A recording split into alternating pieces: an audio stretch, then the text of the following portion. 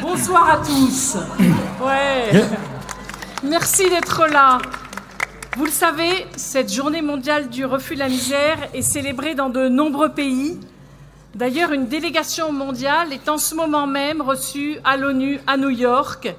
Et notre cérémonie à Paris, comme 6 autres dans le monde, est retransmise sur le site stoppauvreté.org. L'extrême pauvreté est une violence. Elle provoque jugement, humiliation, enferme dans le silence, détruit des vies. Mais on le dit haut et fort, elle n'est pas une fatalité. Comme l'esclavage et l'apartheid, elle peut être refusée. Dans un contexte où l'on voit trop souvent les personnes en situation de pauvreté à travers leur manque, cette journée mondiale du refus de la misère est l'occasion de parler de leur courage, de leur force, de leur richesse. Oui, de leur richesse, car les personnes les plus démunies sont source d'innovation, de transformation sociale, source d'espoir pour nous tous. Elles nous font sortir de la fatalité. La société civile se mobilise. 48 partenaires sont avec nous aujourd'hui, syndicats, associations, fédérations. Merci à vous d'être là. C'est ensemble que nous réussirons. 30 000 participants sont venus au village des initiatives pour une société autrement, place de la République, qui était organisée ce week-end. Nous attendons beaucoup des responsables politiques pour construire une société plus juste, mais chacun de nous doit aussi s'engager. Nous devons changer notre regard, nous associer avec les personnes en situation de précarité pour répondre aux défis d'une société qui ne laisse personne de côté. Le président de la République, vous le savez, a annoncé le lancement d'une concertation sur la lutte contre la pauvreté en vue de définir une stratégie. La forte progression des inégalités renforce un sentiment d'abandon d'une partie croissante de la société. Et cela met en péril la devise de notre République. Il est nécessaire de prendre le temps de la concertation, d'y associer sérieusement les personnes qui vivent la grande précarité. Cette concertation doit aussi s'appuyer, entre autres, sur la loi de 1998 contre les exclusions. Il est vraiment temps d'investir durablement dans la lutte contre la pauvreté, de s'attaquer à ses causes profondes et pas seulement à ses conséquences. Et cela demande, entre autres, des moyens financiers qui soient à la hauteur. Permettre à tous la réussite scolaire, l'accès aux soins, à la culture, à la citoyenneté, au logement, à l'emploi, et garantir des minima sociaux qui permettent de vivre dignement, c'est éviter le coût humain et financier intolérable de la pauvreté, c'est agir pour tous et faire vivre la démocratie.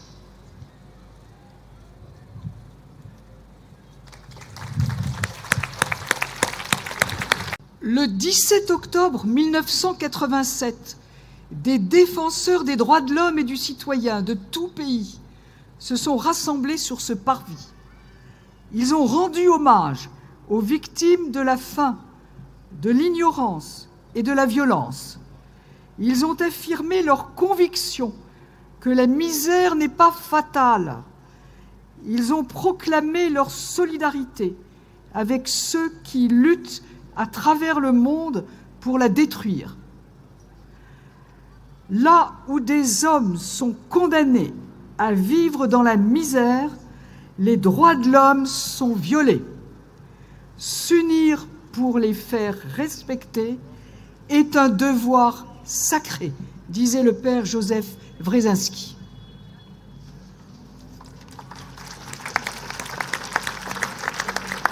C'était en février 1987. Il a demandé « Redis-moi des prénoms de mères mortes de la misère. Il faudra toujours se rappeler de toutes ces personnes mortes de la misère. » Vous pensez à un monument pour ces morts ? Demandai-je. Non, pas de monument aux morts. Pas de monument d'ailleurs.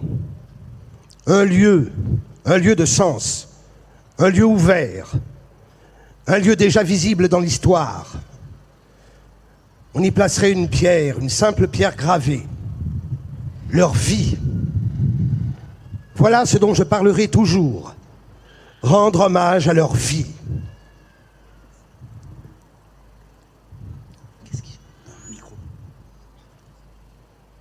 En octobre, le 17, il m'a amené ici, où nous sommes rassemblés une nouvelle fois ce soir, ici, sur ce parvis. Le parvis des libertés, le parvis des droits de l'homme, le parvis du citoyen. C'est là qu'il faut que tu sois, entouré, toujours. Plus de 100 000 personnes étaient autour de moi. D'abord, toutes ces familles qui vivent dans l'extrême pauvreté et qui s'étaient rassemblées à l'appel de Joseph Wresinski. Le père Joseph, comme elle le nomme, lui aussi venu de la misère. Toutes ces familles appelées à tort les sans-voix et qui voudraient surtout qu'on les écoute. Être sur ce parvis, sortir enfin du silence, témoigner de notre résistance à l'exclusion à laquelle on nous condamne. Avec force, nous voulons crier que les droits de l'homme étaient bafoués. Grâce à notre expérience de la vie, nous venions dire un monde qui n'oublierait personne. Et tous ces anonymes, tous ces curieux présents aussi, certains pensaient sûrement assister à un événement parisien. En fait, nous découvrions tous que nous étions rassemblés pour prendre un engagement qu'il fallait toujours honorer. Éradiquer la misère, une insupportable violation des droits de l'homme. S'unir dans la fidélité à notre devoir sacré de les faire respecter. Défendre en toutes circonstances l'égale dignité de tous. Oui, il nous fallait un lieu où venir se recueillir, puiser des forces, refuser l'injustice, un lieu où nous pourrions prendre la parole et être entendus dans l'histoire, un lieu pour refuser que les droits de l'homme soient bafoués. À mes côtés ensuite, il nous a tous exhortés. Vous êtes le quart-monde. Vous êtes les héritiers de ces milliers et millions d'enfants, de femmes et de pères qui meurent de misère et de faim. Souvenez-vous et soyez leurs fidèles.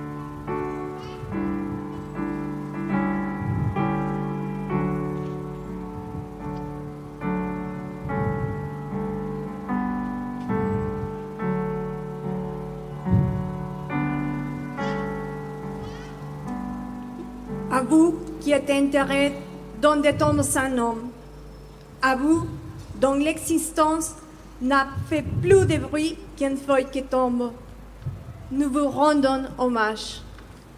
Nous exigeons que la plus humble et la plus silencieuse de nos vies soit désormais écoutée et respectée. Nous refusons que nos combats soient effacés de la mémoire des hommes.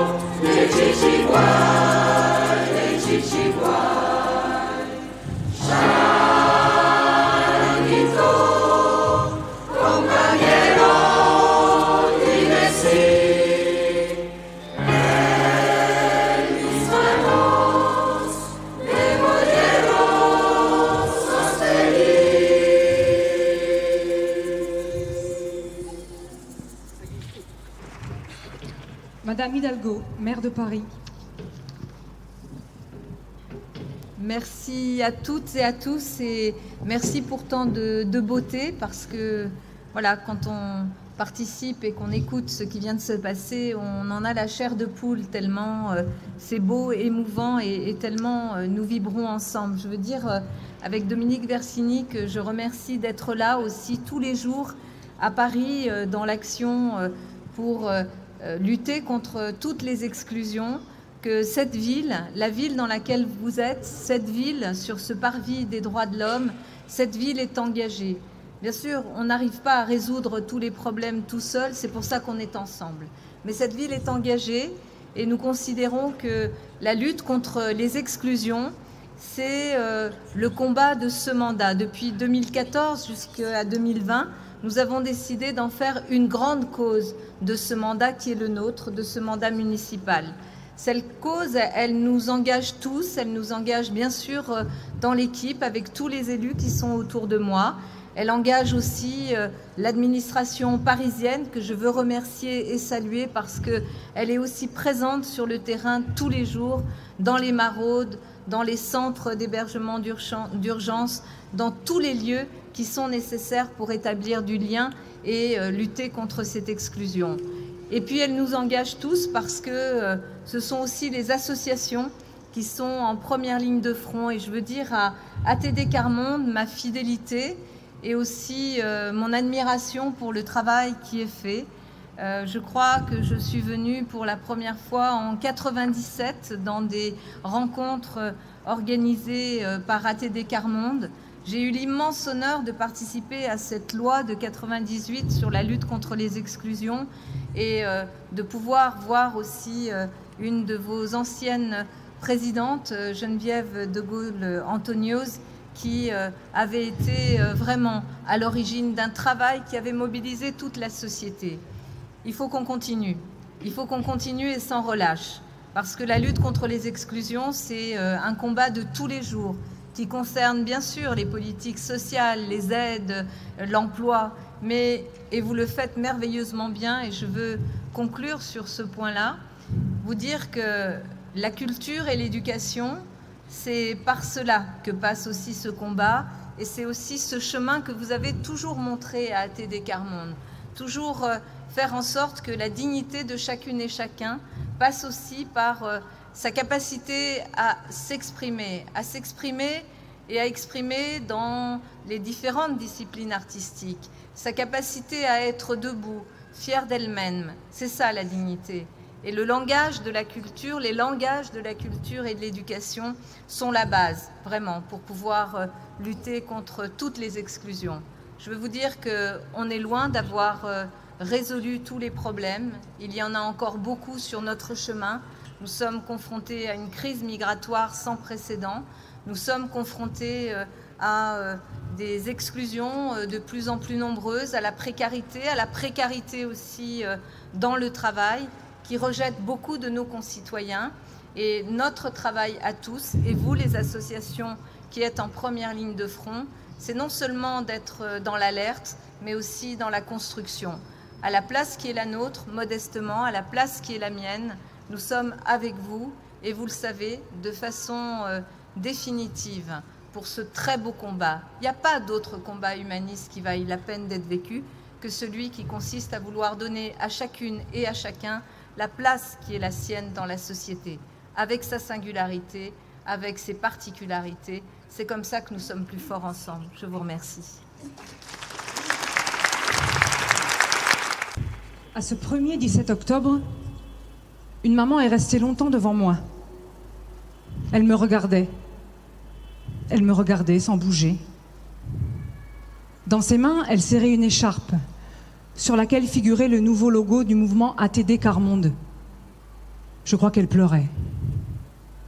Je peux la remporter chez moi, vous savez. Je vais la montrer à mon mari, Robert. Il n'a pas pu venir. Il est trop fatigué dans sa tête. Et puis, j'expliquerai aux enfants l'oiseau, l'avenir. Maman, c'est quoi le dessin sur ton écharpe? Des hommes partent de la nuit, ils vont vers la lumière. Ils veulent rattraper, retenir l'oiseau. L'oiseau, c'est l'espoir, c'est la fraternité, la joie, la délivrance. Mais pourquoi ces ronds autour? Parce que c'est la terre.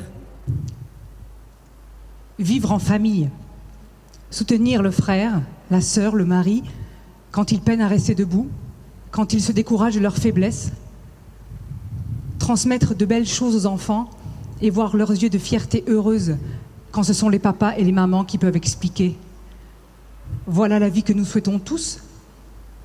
Voilà la force que cherche, en se rassemblant, ce que la misère accable. Moi, j'ai été placée et je ne me souviens plus du tout de mon enfance. La seule chose dont je me rappelle, c'est que j'ai été séparée de mes frères et sœurs et qu'on ne m'a pas dit où j'allais. Lorsque j'étais placée, je revenais chez maman en vrai et je quittais maman nourrice. Maman en vrai, elle était perdue parce que je lui demandais des choses qu'elle ne pouvait pas savoir. Elle avait perdu sa fille sans la perdre. On a beau dire qu'on est placé parce qu'on nous élève mal, en fait, souvent, on nous place que parce qu'on est pauvre. Il faut tout faire pour nous maintenir ensemble. Je me rappelle bien de la souffrance de cette femme, racontée ici, face à moi, un 17. Une autre dame a alors pris la parole ce jour-là. Elle a dit qu'il fallait chercher dans le dialogue entre parents et professionnels des alternatives à de telles douleurs. La peine et le courage de ces parents brisés par la séparation de leurs enfants s'expriment partout dans le monde. Ce jour-là, C'était le dernier jour pour la famille Braxton d'être ensemble avant que les enfants ne partent en placement le lendemain. Nous avions vécu des mois où nous nous étions battus aux côtés de la famille pour que les enfants puissent rester à la maison. Au tribunal, personne n'avait pu nier tout l'amour qu'il y avait dans la famille. Mais on disait que les parents ne pouvaient pas répondre aux besoins de leurs enfants. Eux savaient que personne ne pourrait jamais aimer leurs enfants comme ils les aimaient, les protéger et les comprendre comme ils le faisaient. Impossible d'imaginer ce qui peut se passer dans le cœur d'une maman un jour pareil. Le papa était parti quelques jours, miné par les tensions, le désespoir et par sa propre impuissance. Avec la maman Jennifer, on s'était dit que ce serait bien de sortir, de vivre un moment dans la nature, un moment en famille. Je les ai emmenés en voiture, la maman et les 5 enfants. Tout le monde était silencieux. Finalement, nous sommes arrivés dans un grand parc très sauvage. Jennifer est une femme de grand courage, je le savais, mais ce jour-là, elle m'a émerveillée. Comme elle a su rire avec les enfants, cachant sa peine et son angoisse, sauf à quelques moments où, en cachette des enfants, elle me disait comme elle redoutait ce temps de la séparation. Et là, les larmes lui venaient aux yeux. L'heure de rentrer est arrivée. Dans la voiture, le silence à nouveau s'est installé. Jennifer avait connu le placement enfant et adolescente et gardait en elle une blessure ouverte. Elle nous disait souvent « Je veux tout faire pour que ça n'arrive pas à mes enfants ». Ce jour-là, Jennifer avait puisé en elle des ressources de courage et de tendresse, d'imagination pour cacher son angoisse, sa peine et faire à ses enfants ce cadeau d'une journée heureuse en famille. Un souvenir qu'ils garderaient en eux comme un trésor. Ils vont trop vite à placer les enfants. Ils devraient réfléchir avec nous. Nous sommes privés de nos enfants comme nous avons été privés de nos parents. En nous rassemblant, nous avons découvert que nos parents ont été des combattants. À leur suite, nous luttons pour l'égalité, dignité de tous. À notre suite, nous voulons que nos enfants, même si nous sommes séparés, restent fiers des familles dont ils sont les héritiers.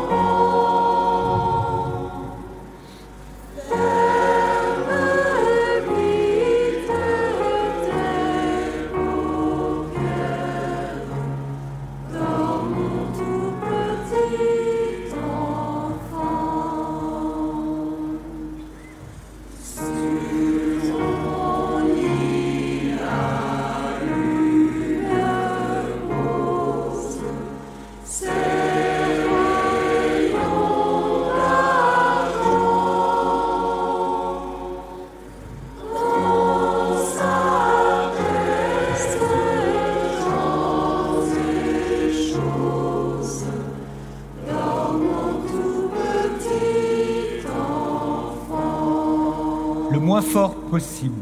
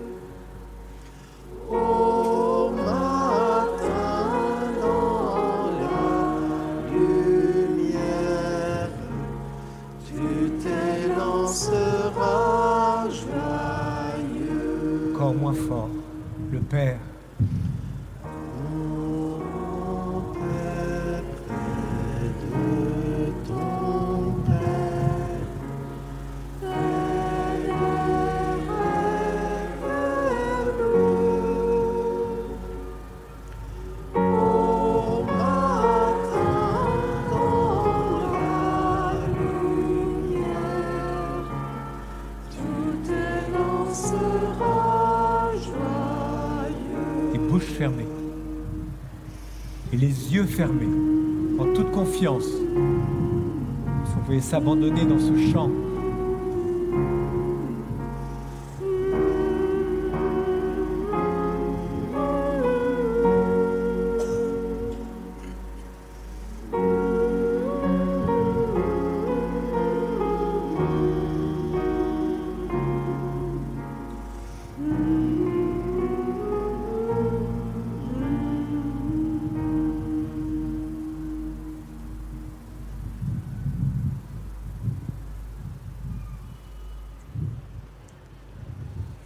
Le 17 octobre 1992, voilà 5 ans que j'étais ici. J'apprenais que pour de plus en plus de personnes dans le monde, le besoin de célébrer ensemble cette journée était fort. La bonne nouvelle est tombée dans la soirée. Monsieur Javier Pérez de Cuellar, ancien secrétaire général de l'ONU, au nom d'un groupe de personnalités internationales rassemblées dans le Comité pour la Journée mondiale du refus de la misère, lançait un appel pour la reconnaissance de la date du 17 octobre. Le 22 décembre 1992, la journée du 17 octobre est proclamée Journée internationale pour l'élimination de la pauvreté par l'Assemblée générale des Nations unies. Quelle responsabilité c'était! Une reconnaissance internationale. L'engagement pris en 1987 au Trocadéro devenait celui des Nations unies. Tous les États du monde invités à marquer désormais le 17 octobre. Les plus pauvres surtout, reconnus en première ligne de la lutte contre la pauvreté. Ce n'était que justice et espoir pour eux.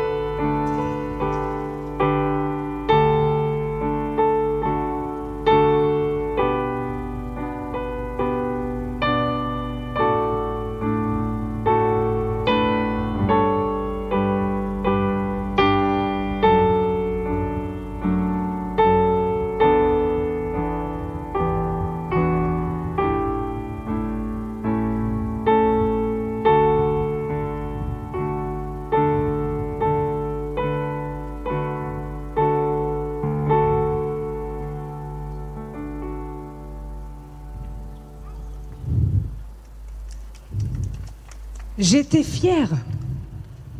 Une nouvelle date dans l'histoire des plus pauvres devenait une date officielle de l'histoire de tous. Ainsi, l'ambition internationale perpétuait les engagements les plus forts de nos sociétés. Dufourny, de Villiers-le-Bel, indigné par le fléau de la misère et par le mépris de ceux qui la subissaient, écrivait le 25 avril 1789 dans ses cahiers du 4e ordre. Allez à la rencontre des infortunés et apprenez d'eux tout ce qui accompagne et suit l'infortune. Voyez comme ils vivent les subsistances, le travail, le logement, les maladies, l'enfance, la vieillesse, les vexations et les humiliations. Chaque député du tiers, vous serez leur représentant. Alors chaque Français formera des vœux pressants pour la destruction de toutes les causes de la misère, pour la défense des infortunés. Victor Hugo, le 9 juillet 1849. Je ne suis pas, messieurs, de ceux qui croient qu'on peut supprimer la souffrance en ce monde. La souffrance est une loi divine. Mais je suis de ceux qui pensent et qui affirment qu'on peut détruire la misère. Remarquez-le bien, messieurs. Je ne dis pas diminuer, amoindrir, limiter, circonscrire. Je dis détruire. Les législateurs et les gouvernants doivent y songer sans cesse. Car en pareille matière, tant que le possible n'est pas fait, le devoir n'est pas rempli. Le 16 mai 1883, la poétesse Emma Lazarus pour le socle de la Statue de la Liberté à New York. Donne-moi tes pauvres, tes exténués, qui en rang pressé aspirent à vivre libre. Le rebut de tes rivages surpeuplés, envoie-les-moi. Les déshérités, que la tempête me les rapporte. Gandhi, le 3 février 1937. La misère est la pire des violences. Nelson Mandela, le 14 janvier 1994. Tant que la pauvreté, l'injustice et les inégalités extrêmes subsistent, personne d'entre nous ne peut vivre en paix. Comme l'esclavage ou l'apartheid, la misère n'est pas naturelle. Elle est créée par les humains et elle peut être vaincue par les actions des humains.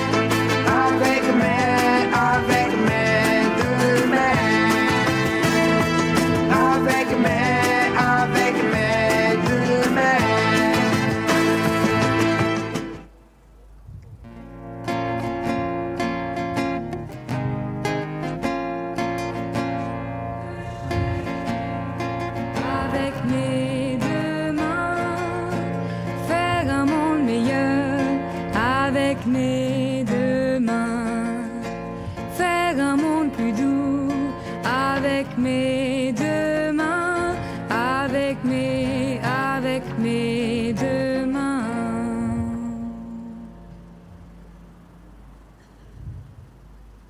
Jeunes du monde, regardez-nous comme une chance. Jeunes de quartiers abandonnés, jeunes de beaux quartiers, jeunes sans papier, jeunes déracinés, jeunes chargés de famille. Regardez-nous comme une chance. jeunes chômeurs, jeunes sans emploi, sans formation, jeunes étudiants et jeunes travailleurs. Regardez-nous comme une chance.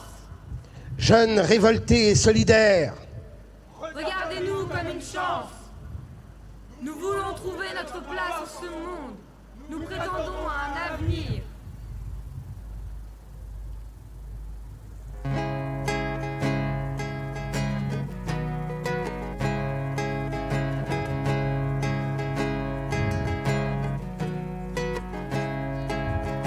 Je peux changer le monde avec mes deux mains, faire un monde meilleur avec mes deux mains, faire un monde plus doux avec mes deux mains, avec mes deux mains. Je peux changer le monde avec mes deux mains, faire un monde meilleur avec mes deux mains, faire un monde plus doux avec mes deux mains, avec mes deux mains. Je peux changer le monde avec mes deux mains, faire un monde meilleur avec mes deux mains, faire un monde plus doux avec mes deux mains, avec mes deux mains. Je peux changer le monde avec mes deux mains, faire un monde meilleur avec mes deux mains, faire un monde plus doux avec mes deux mains, avec mes deux mains. Vous, jeunes qui, sans raison de croire, ni d'exister, cherchant en vain un avenir en ce monde insensé, vous ne voulez pas maudire, vous voulez aimer et prier, travailler et vous unir pour que naisse une terre solidaire, une terre, notre terre, où tout homme aurait mis le meilleur de lui-même avant que de mourir.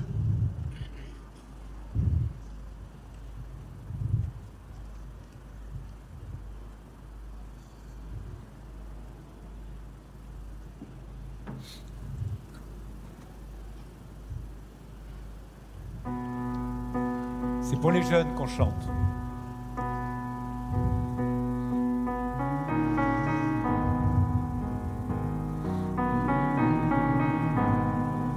Bouche fermée.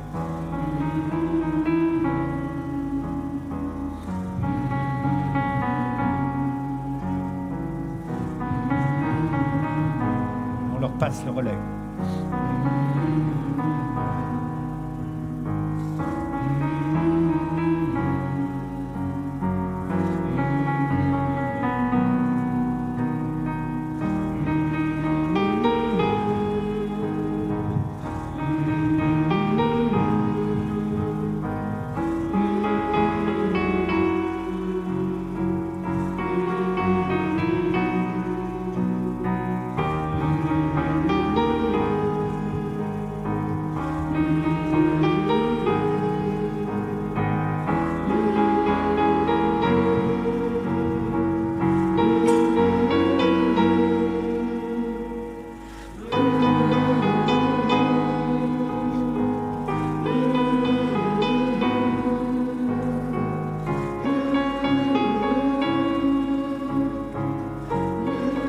Et là, on ne peut pas s'empêcher de dire des mots.